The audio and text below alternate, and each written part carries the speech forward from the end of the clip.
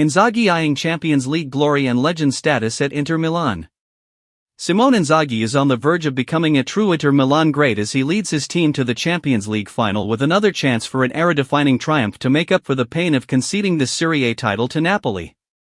Inter have become one of Europe's top teams under Inzaghi, and reaching the final of the continent's leading club competition for the second time in 3 seasons is a testament to the impressive job he has done since taking charge in 2021.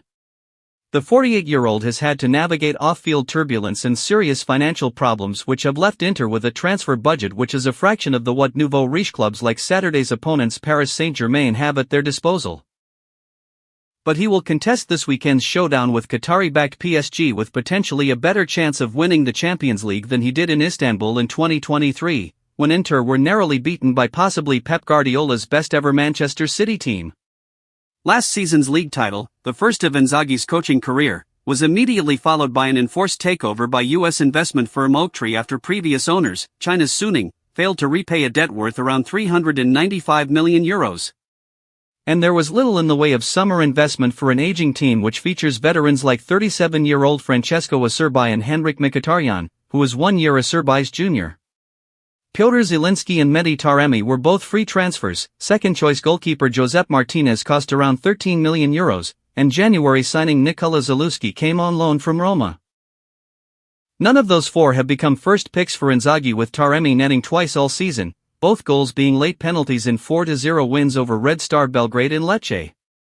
The lack of quality beyond the first 11, particularly in attack, and a grueling Champions League campaign has taken its toll on Inter.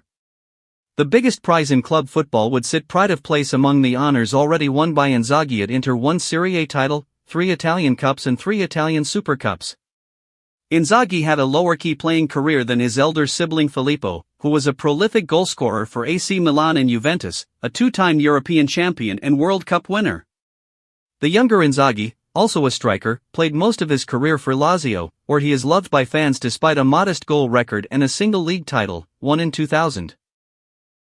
However, in the managerial game it is Simone who is leading the way, at the helm of one of Europe's traditional powerhouses, while Filippo will lead Pisa in their first Serie A campaign since the 1990-91 season after getting the Tuscan club promoted this term. Inzaghi began his senior coaching career at Lazio 9 years ago after working his way up through the youth ranks and immediately made an impact, taking the Roman club back into Europe and losing the Italian Cup final to all-conquering Juventus.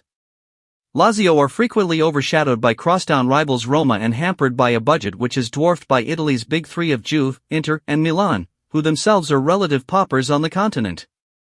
The 2019 Italian Cup, 2 Super Cups both won against Juve, and Champions League qualification in 2020 might not sound like much, but it was enough to attract cash-strapped Inter following the departure of Serie A title winner Antonio Conte.